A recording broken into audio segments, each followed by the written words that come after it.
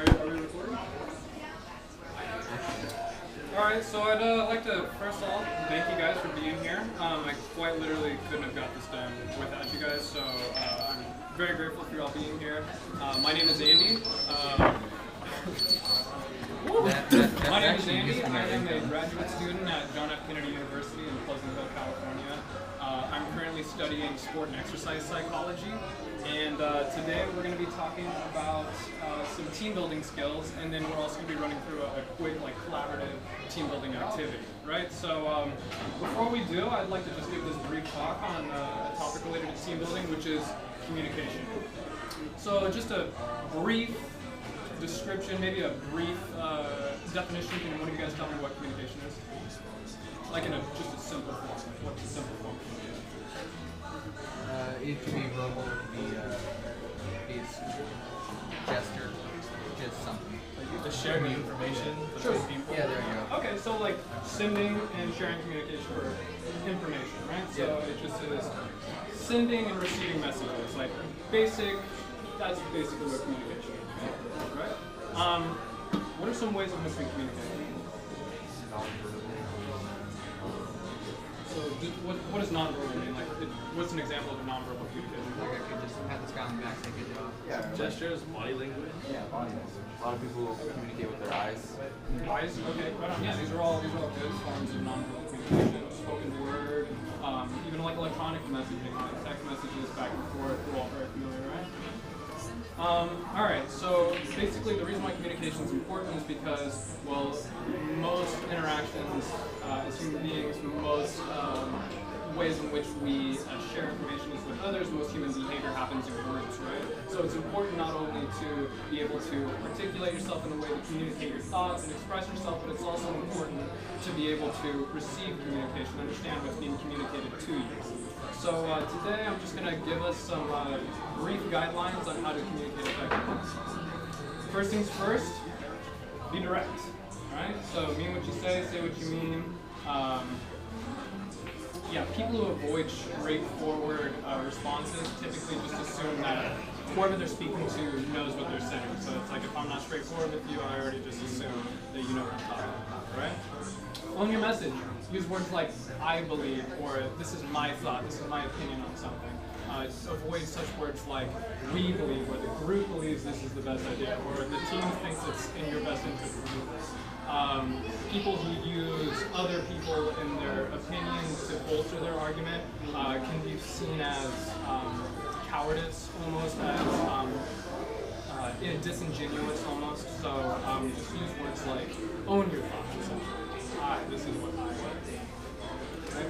Be specific. This is also has to do with being direct. So when you provide a person with whom you're speaking with all the information, they need to understand what you're saying, essentially, right? Be consistent. So avoid double messages. This is what I call the give and take, right? So an example of this would be like, hey man, I think you're pretty good at video games, but maybe this one is just not for you, right? So it could be a little misleading, right? You're like, well, on the first hand, this guy said I'm good at video games, but also he doesn't want me to be playing this anymore. It could be a little hurtful for somebody who's doesn't quite do what you're saying, right? Yeah, state your needs and feelings clearly. So I know in some societies, especially the one in which we live in, people who wear their hearts on their sleeves, people who are overly expressive can be seen as annoying, right? So you're like, oh, this overly emotional person, here they are, all they wanted to do was have a conversation, but now we're talking about feelings, right? Don't be afraid to share your feelings. People respect open honesty in what you're thinking and feeling, right? Separate fact from opinion, and this has to do with, first of all, stating the fact, what you see, and then adding your opinion to it later. So an example of this would be, say you're at the mall, right, and you see your friend who's hanging out with his ex-girlfriend. You see him the next day and you say, so I see you're hanging out with your ex again, right? Although we got the message, it's kind of confusing. You're like, well, there's an agenda here. What are you trying to say? I don't quite get what you're saying. So a better way of stating it is first state the facts. You're like, hey, I saw you at the mall the other day. It looked like you were with your girlfriend, or your ex-girlfriend. Was that your ex-girlfriend? Yes. And then state your opinion. Like, yeah, you know what, man, you guys have been off and on for the past 3 years. I think maybe probably not in your best interest to be with this person. So although your opinion could be hurtful, maybe not what you're going to want to hear, get respect that you have a straightforward and honest opinion separating what you see from what you feel. Focus on one thing at a time. This has to be with being specific, being direct. So just organize your thoughts before you're speaking. And deliver your messages immediately. Don't wait a week, don't wait a month. Like if you feel bad about something, if something's on your mind, maybe something you don't agree with, something that upsets you needs to be addressed, address it immediately, because you'll typically get a better response from the person in which you're speaking if you just talk about it right after it happens. So if you let a week go by, a month go by, and then you try to bring something up that upsets you, and then you end up blowing up to your friend, well then it seems a little, off the cuff. It seems a little out of nowhere. Whoa, I thought we were cool about this, but here we are a week later, and that's not the case anymore, right? Make sure your message does not contain a hidden agenda. So what you say, essentially, is the face value. So you don't have a second meaning behind your words. So this has to do with asking yourself, first of all, why am I saying this to this person, and does this person realistically want to hear what I have to say? And be supportive. People don't like judgmental people. People don't like overly sarcastic, overly negative, overly condescending people. Eventually, if you're being negative enough, over judgmental, overly sarcastic, people are just going to tune out what you have to say because they don't think it's interesting.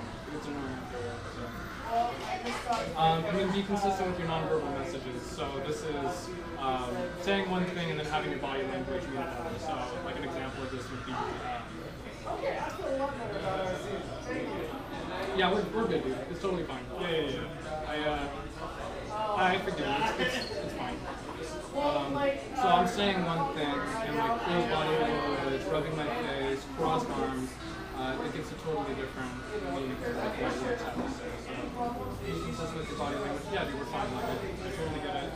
Everything's okay, right? So open body language. Make your message appropriate to the receiver. So if you're part of some unique group in which you guys have a vocabulary that wouldn't necessarily pertain to a general population, be sensitive to this topic. So I understand that you guys are gamers, right? So if I walked up to somebody in a random conversation and said, hey man, my friends and I were campaigning last night and I rolled a 20 to save the world, that's not going to mean a whole lot to a general population. So just be courteous in that respect. Just like you wouldn't use academic language in a group of people, right? Be appropriate for the group. And then also the most important piece I would say is look for feedback in what you're saying. Look for nonverbals. Look for confirmation in that what you're saying is being picked up and received. And if somebody you're speaking with isn't giving you nonverbal confirmation, like a head nod, or maybe a raise of the eye, or maybe like a thumbs up's always a good response. Ask them, say, hey, do you understand what I'm saying, or do you know what we need to be doing here? And with that, I believe we are ready to start the activity. You guys ready?